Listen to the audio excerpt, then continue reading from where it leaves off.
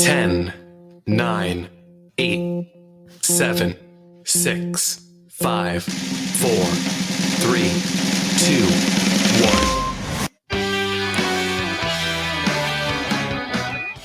Good morning and welcome to Papa John's podcast. And I'm going to continue my series on the 13 bloodlines of the Illuminati. So I've done 3 shows so far. This will be number 4. I'm going to be doing this on the Bundy bloodline. So we've had 3 shows already. We've talked about the Rothschilds. We've talked about the Astors. We've talked about the Kennedys. There are several other families that also belong to these 13 bloodlines of the Illuminati. And these are people that we are told control everything we do. They control how we think through the media. They control world governments. They set up and destroy governments and literally fix presidential elections and do all these different types of things. And we are investigating these families because I think that all of you should know who is pulling all the strings in our society. So without further ado, we're going to get into the Bundy bloodline. So again, welcome to Papa John's podcast, and we are going to continue in our series talking about the 13 families or the 13 bloodlines of the Illuminati. And we're going to start today with the Bundy bloodline. So these essays are all from a book written by author Fritz Springmeier, and that's where I'm getting this information and doing some research on my own. So sit back, relax. This is going to be quick because I'm trying to keep these podcasts all around 30 minutes. So they're in kind of small bites of information because there is a lot of information. And I'm going to try to get through as much as I can so you understand what this Bundy bloodline is all about.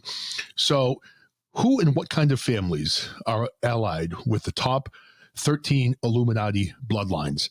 The Illuminati seeks to capture the occult power and powerful occult bloodlines from around the world. They are intermarried with American Indians to gain the spiritual power resident within the leading spiritual American Indians. Various Indians reservations are used for Illuminati rituals. They've been doing this type of thing for thousands of years. Powerful families from around the world on different levels with the Illuminati. Some participate on a business level, such as various crime families, kind of like the mafia families from around the world. Mafia families might not subscribe to the occult philosophy, but they do recognize power and business. Some powerful families around the world participate simply on the level that they have been sucked into the world system and are dependent upon going along with the flow of the world system. An example of this would be the King of Nepal. The King of Nepal rules over a poor Hindu kingdom. The British Empire has done a great job in trying to make Nepal dependent upon them. Nepal was given British protection. Their leading families were giving British educations, and the leading tribe of warriors, the Gurkhas, have been serving as British mercenaries. Should the King of Nepal break loose from his advisors and take an anti-New World Order track, his throne could be taken away via revolution or invasion. So kind of crazy stuff to think about.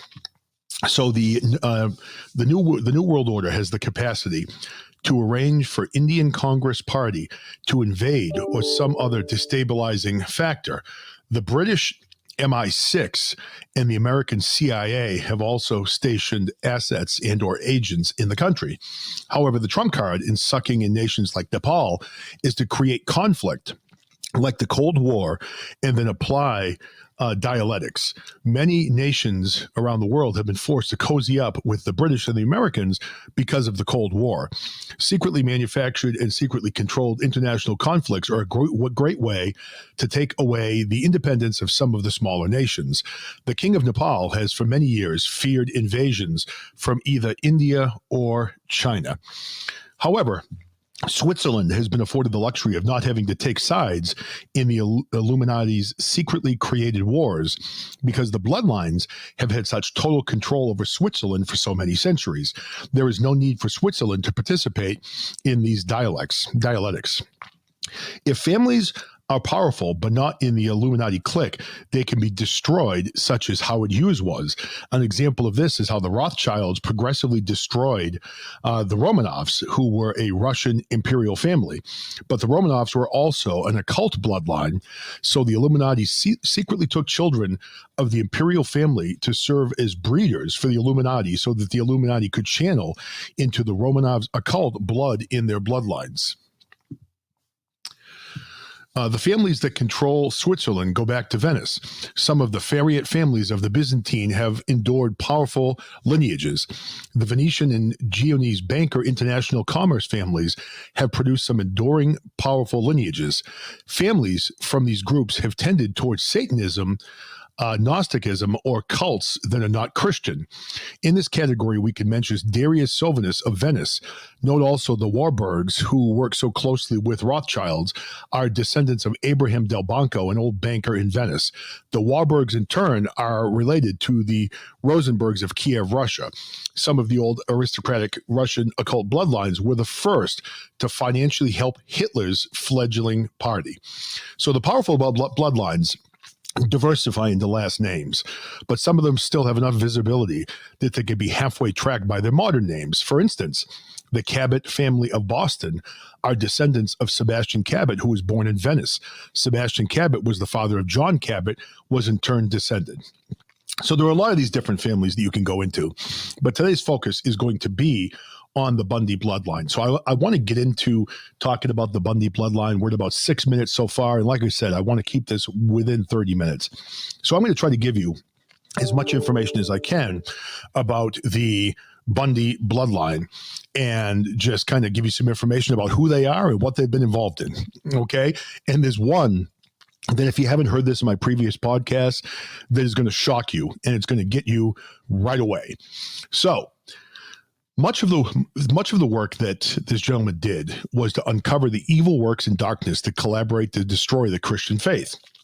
Hopefully, articles like this will serve with spotlights on the Jekyll and Hydes that ravage our land, and that seeing the opponents better, Christians will avoid many secret spiritual undertows that drown so many.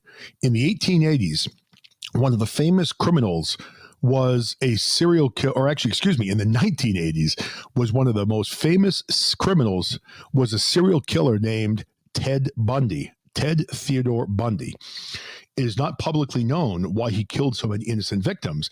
Ted Bundy told his girlfriend, Elizabeth Kendall, that the force caused him to kill.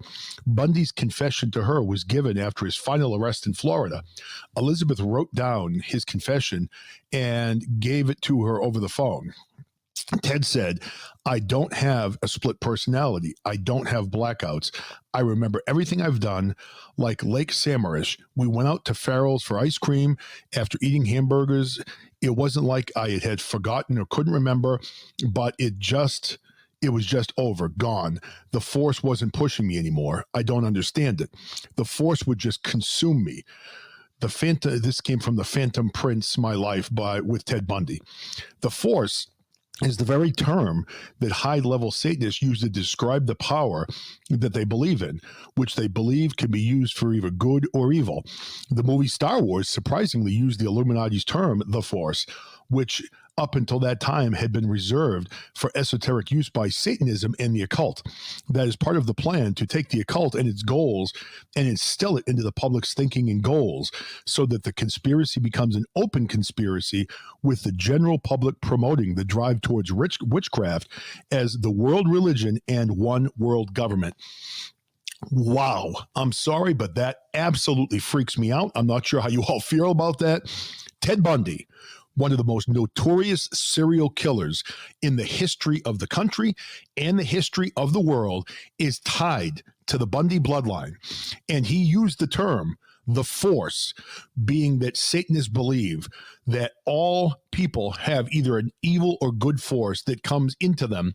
And the force was also used in the movie Star Wars. We obviously all know the force be with you, but that is actually a term that was devised in Satanist teachings, and it is meant to continue to promote their agenda within all of us to eventually create a one world government, a one world religion with Satanism and witchcraft at its core. That is chilling. Okay, I had to, I had to comment on that because that freaked me out. And honestly, this series is kind of freaking me out a little bit to read so much about these families. But we're going to go back into it. Okay, so here we go. Who was Ted, and why did he do what he did? There were a great number of unknowns about Ted. And although it appears that the public that the newspapers cover the crimes thoroughly, often appearance can be very deceiving. If Ted Bundy was related to the Bundy family of the hierarchy, we could expect several things almost without doubt. Number one, that his Satanist activities and the occult connotations to the murders would be kept very secret by the police, the newspapers, and his family. Number two, that information about the case and Ted Bundy would be closely contained. Interestingly, that I recently went to research Ted Bundy. Every copy, all four of them, of the book Ted Bundy, Conversations with a Killer by Stephen Michaud, had been stolen from the Portland Central Library. One of the other books on him was also missing, and the other was overdue. The university library, which is on a different library network, was just as bad. I did my research across the border in Washington State. Another category of books that is consistently stolen, I've been told by the library staff, are books on Freemasonry. Consequently, the Portland Central Library has a policy that interlibrary loan books on Freemasonry cannot be taken out of the library, even though the lending library doesn't mind if they are checked out. Another example of how books relating to Satanism or satanic conspiracy become rare is when I checked the Thurston Company Washington Library computerized system for Anton Levy's Satanic Bible. Of the system's 18 copies, 14 were lost. I assume they were stolen, and one was listed trace, and 3 were being held by the library. That is, they were not on the shelves. So people are trying to hide this stuff. Okay, so before proceeding any further, let me categorically state that I haven't found anything that ties Ted Bundy in with the top satanic family of the Bundys, nor have I found anything that disproves it either. I don't know either way. So what he's saying is he doesn't really know if Ted Bundy is part of this bloodline. So that's a little bit of a shot in the dark from his perspective. Still, there are some interesting items about Theodore Bundy. Perhaps someone else will be motivated to do genealogy work and save me the work. Ted was a law student. One of the schools he studied at was the University of Puget Sound in Washington. A major reason he did so poorly in law school was the immense stress that took place in his life in connection to the time and effort he put into murdering beautiful women. Yet his poor academic performance were no barrier for his political success. Ted does have a number of items that seem suspicious. First, Ted drove all the way to Washington State to Miami to take part in Nelson Rockefeller's 1968 campaign. He was a big Rockefeller fan. And of course, the Rockefellers were one of the 13 families of the Illuminati bloodline. Ted was appointed assistant chairman of the Washington State Republican Central Committee. Ted traveled in elite social circles and was prepared for a campaign for Ted to run for state governor. For instance, in 1973, he was part of the Republican State Committee. He may have been on the committee in other years as well. Ironically, Ted Bundy had briefly served on the Seattle Crime Commission on a study of white-collar crime. For whatever reason, whether it be elite connections or his winning personality, it is certain that he had a big political career in front of him as a young person if he had not blown things. Second, almost all of the serial killers have had connections to Satanism, and in every case, the media and the police have suppressed or greatly downplayed their connection to Freemasonry and Satanism. For instance, Charles Manson was a Freemason and was connected to OTO and Satanism. The son of Sam Berkowitz, OTO and Satanism. Jack the Ripper, Freemasonry. Henry Lee Lucas, Satanism. Could it be that Ted Bundy had a satanic side to him? I haven't seen anything that shows he wasn't a Satanist. He did join the Mormon Church during the middle of a time period where he was murdering innocent women, but his motive for joining certainly had nothing to do with sincerely serving God, and the Mormons are great people, so I can't imagine how he had a connection there.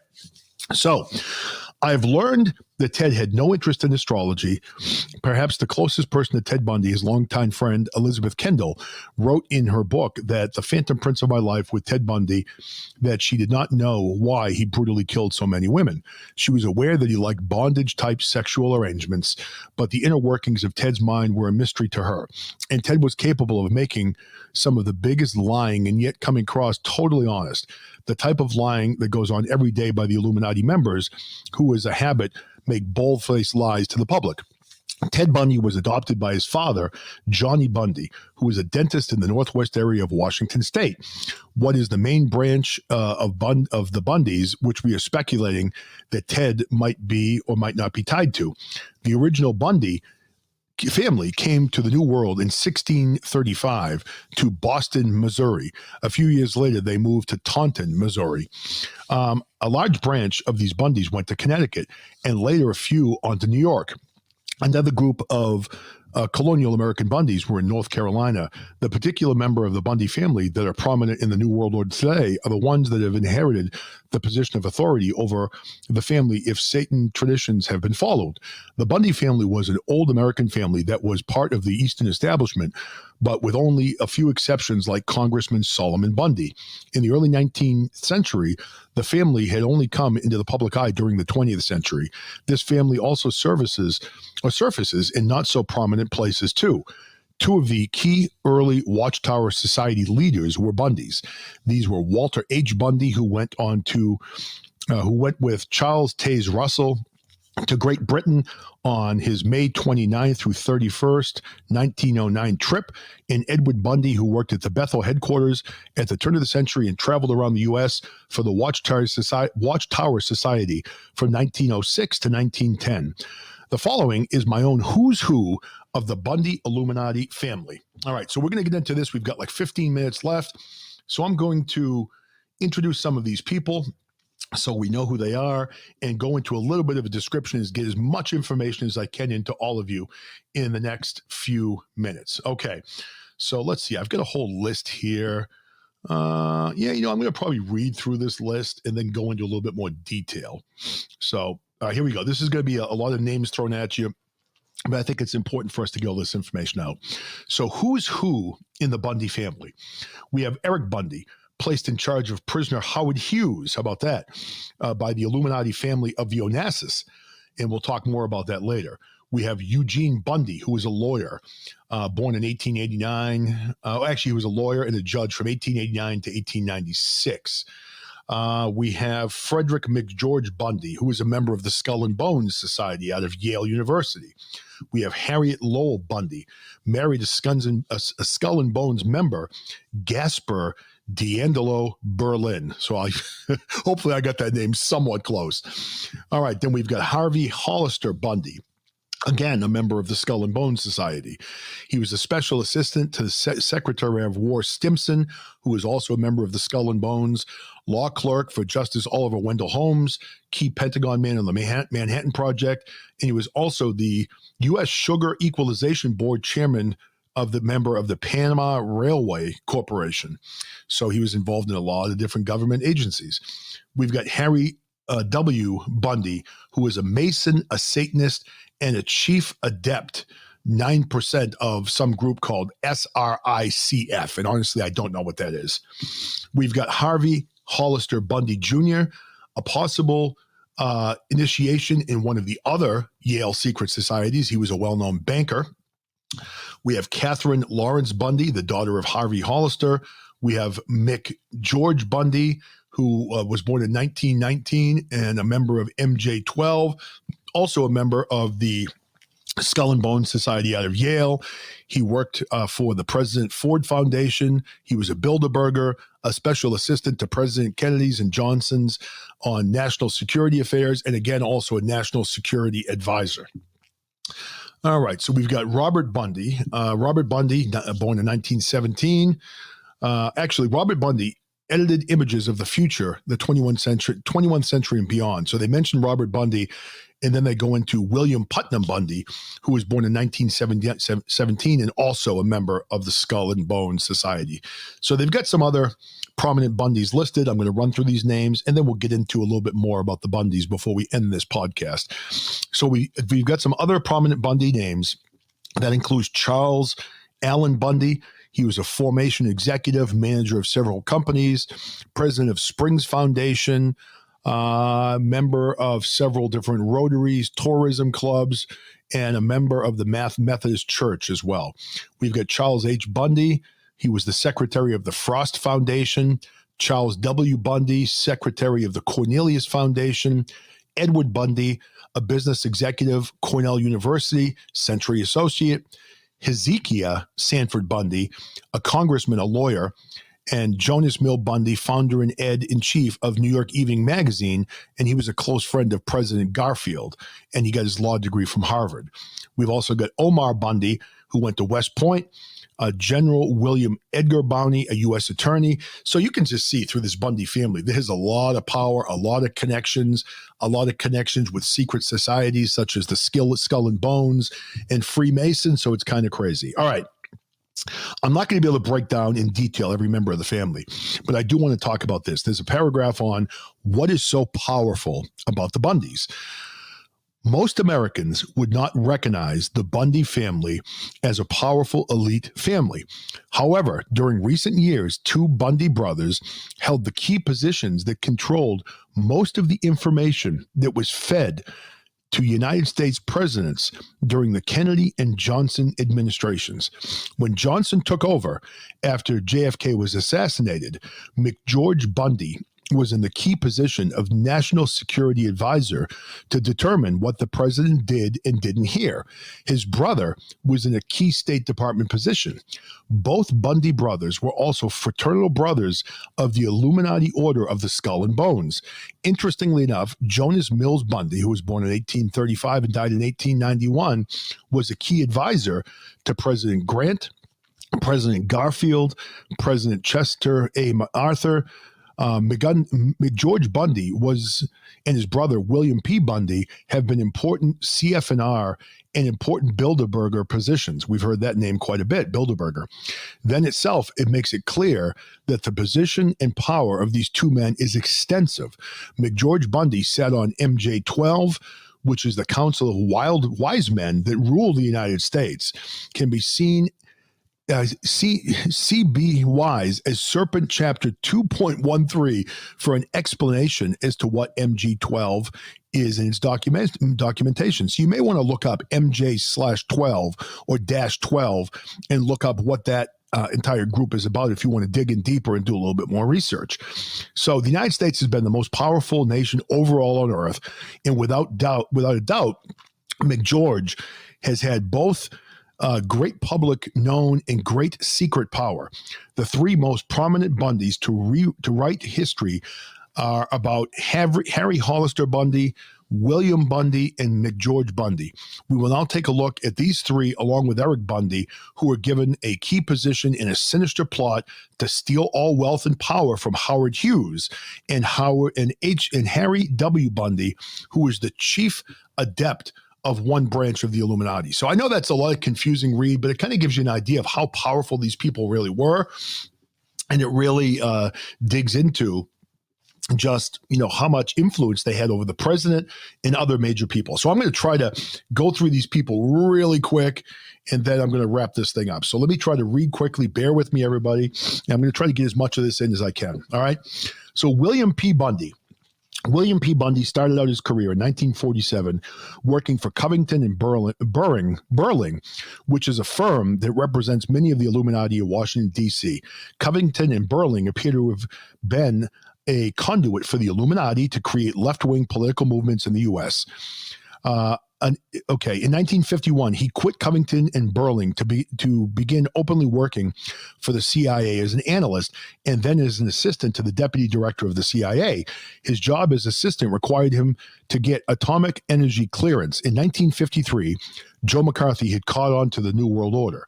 Although the history books and papers report that he was commie hunting, if one read Joe McCarthy's own words, it is clear he was gunning for the New World Order. Senator Joe McCarthy subpoenaed William Bundy to testify. The senator knew he could expose a great deal if William P. Bundy was questioned, eyes if he might try to lie. The calling card to get the subpoena was the fact that William had donated at least $500 to help communist spy Hiss defend himself. It doesn't seem like a lot of money, but okay. Hiss's brother Donald worked for Covington and Burling when William was there, and Auger had worked in the firms William's dad had worked at. McCarthy sent down many subpoenas, but Allen Dulles, who was part of the Illuminati and the CIA director, ignored the subpoenas and eventually was able to get William P. out of the country so that they would not have to face McCarthy's questions. The State Department was going to arrest William P. at the dock, and he was trying to escape on the Queen Mary, but Allen Dulles was able to get the State Department to call off the arrest, and William P. Bundy sailed. McCarthy wrote, Allen Dulles, I note your refusal to give us any answers to your questions. Your insistence is very revealing. It would seem that the last man in the world who would try to protect and hide the facts of the top officer association of Bundy and contributions to a convinced traitor would be the head of the CIA. I think it's necessary for me to call your attention to the tremendous damage you thereby do in this organization, that the matter cannot and will not rest here. It's, of course, obvious that they were part of the Illuminati and power was at stake here. So kind of crazy. So now there's a lot going on. It was long said that the Illuminati actually killed McCarthy, and after they dragged the great patriot's name through the mud, skull and bones, George Bush was still taking pot shots at Joe McCarthy during the 1992 presidential campaign. So now, if you're not familiar with the Bush family, the Bushes were all members of the Skull and Bones Society out of Yale as well. So kind of crazy to think that even in 1992, the Bush family was still taking pot shots at the McCarthy. So kind of crazy stuff. All right, so I'm going to skip ahead. We're almost out of time. Got 4 minutes left. We've got Eric Bundy, and I'm just going to read a quick paragraph about these last few people, and then we're going to move on to the next family, okay? Because, again, I don't want to keep these too long. So we also have an Eric Bundy. I'm going to look through here. Okay, it looks like Bundy was another guy, a businessman. He became involved with the mafia. So he was involved with people like Sam Giancana, and it looks like he had some dealings with his girlfriend was Juliet Exner, that also JFK spent regular time with sexually. And the Kennedy family, as you know, is one of the top 13 Illuminati families as well. So Giancana also had a friend named Robert Mayhew, who worked under Stavros Niritsos of the Onassis family. And again, the Onassis family is another one that's tied into one of the 13 Illuminati families. Stavros Niritsos is a Bilderberger and the nephew of Aristotle Onassis, and the Onassis family, one of the top 13 Illuminati families, runs the mafia as well. So just think about how all this ties together. Robert Mayhew worked for Giancana and the CIA. Why was the CIA agent willing to help Giancana? Well, as I indicated in other places, the CIA is run by top Illuminati families, and so is the mafia. Think about that. The CIA and the mafia are both run by top Illuminati families. They're running it all. They're controlling everything in our lives. The CIA agent or mafia men or Illuminati henchmen, whatever you want to call them, Robert Mayhew shows up in the details of the Kennedy assassination and also the kidnapping of billionaire Howard Hughes. So these people are involved in all of this stuff, and it's just kind of crazy. So we're basically at the 30 minutes. So I had a couple other people I was going to review. I'm not going to get to those people right now, but you can research them on your own. We talked already a little bit about George Bundy, and he did it. I guess Anthony Sutton wrote a book on the Skull and Bones Order, describing how McGeorge Bundy received preferential treatment all throughout his life, and consistently McGeorge Bundy got jobs for there were thousands of better candidates. So he went to Yale, he got under the Skull and Bones, he was a member of the Illuminati, and his entire life was handed to him on a silver platter, while all of us have to fight for the scraps. The last name on the list was Harry Bundy. I'm not going to be able to get into reading all about him. But if you want to research him, Harry Bundy was a Mason. He was a Satanist and a chief adept, 9% of the Colorado part of SRICF. To clarify to the reader what this all means, allow me to inform you about the structures Satan has built. Pure Satanism, in order to function easier, has set up some branches which are secret.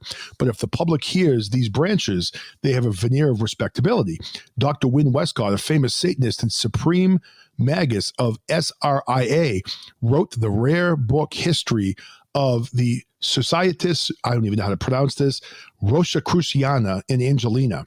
It was privately printed by these Masonic groups on December 30th, 1900, and later received the Brother Museum press mark of 0475H54. Within this rare book, the leader of the SRIA spells out the purpose of the organization to the Brotherhood, the aim of the society, searching out the secrets of nature to facilitate the study of the system of philosophy founded upon the Kabbalah and the doctrines of Hermes Trismegistus. Hermes T, as many of you know, means the thrice greatest Hermes, who was the Egyptian scribe god who is claimed to be the author of all magical writings. So he is also credited with grossly evil satanic witchcraft rituals, and that the ancient Egyptians and modern day Satanisms continue to practice. So Harry Bundy would be a person you might want to research as well. And I pretty much got to the bottom of this. There was a lot to read. I'm trying to keep these short. We're right at 30 minutes right now. So I'm just going to do a quick wrap up, and then we're going to move on to the next podcast. So I want to read off these families again really quickly. If you're not familiar with the 13 family names of the Illuminati bloodline, we've got the Astor family. I've already done a podcast on that, so you can search that out and listen if you'd like. The Bundy family, which this podcast was done on. We've got the Collins family, the DuPont family, the Freeman bloodline, the Kennedy bloodline, the Lee bloodline, the Onassis bloodline and family, the Reynolds bloodline, R.J. Reynolds Tobacco, the Rockefeller bloodline, the Rothschild's bloodline, which I've done a show on, the Russell bloodline, and the Van Doon bloodline. Now, there are also other families that are tied to this as well. Some of the associated families are the Disney bloodline, the Krupp bloodline, and the McDonald bloodline. So I want to thank all of you that tuned in today. I know there was a lot to talk about, and I know I went really fast. And, I'm trying to read through this as quickly as I can to keep it quick. Hopefully some of this stuck. And I would just encourage all of you that if you listen to these shows and you have interest, dig in and do some research on your own. Dig in and take a look at some of the families and what they are, what they've been about, and what things they stand for. You're going to see a lot of connections between the Skull and Bones. You're going to see a lot of connections between the Bilderbergers, a lot of connections between the Illuminati, between Satanism, between the occult, between Freemasonry. And if you really look at these 13 families, the influence that they've had, the powerful positions they've held, they're pulling the strings. They are the puppet masters and we are the puppets. And, again, I don't know if there's much we can do to change this, but I think it's important for all of us to know this, because these are some of the answers that we've been chasing. So I hope all of you have a great day. Hopefully you enjoyed my podcast today on the Bundy bloodline, and I will be back soon. Have a great day. Thank you now.